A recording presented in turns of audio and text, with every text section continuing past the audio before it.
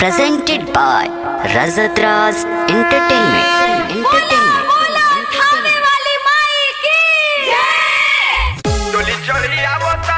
रजत राज entertainment की शानदार प्रस्तुति।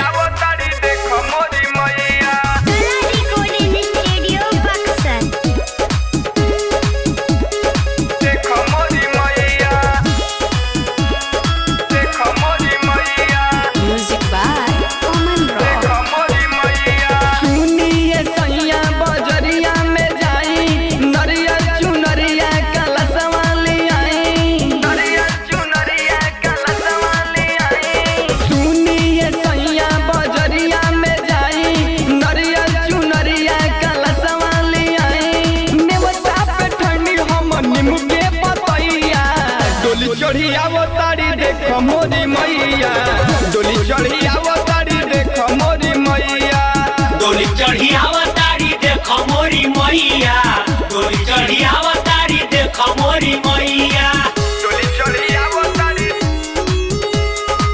डोली चढ़ी आवतारी देख मोरी मैया,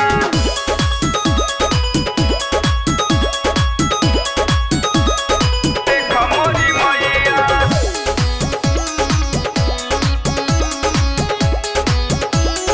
देख मोरी मैया।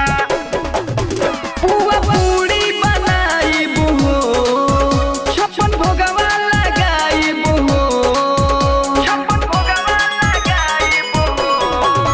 पुआ पूरी बनाइबू हो, छप्पन भोगवा लगाइबू हो।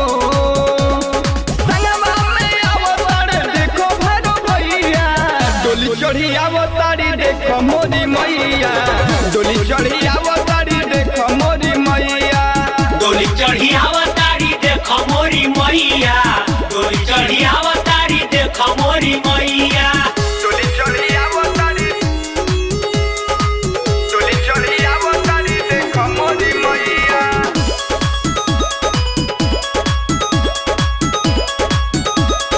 देखो मोरी मैया, देखो मोरी मैया।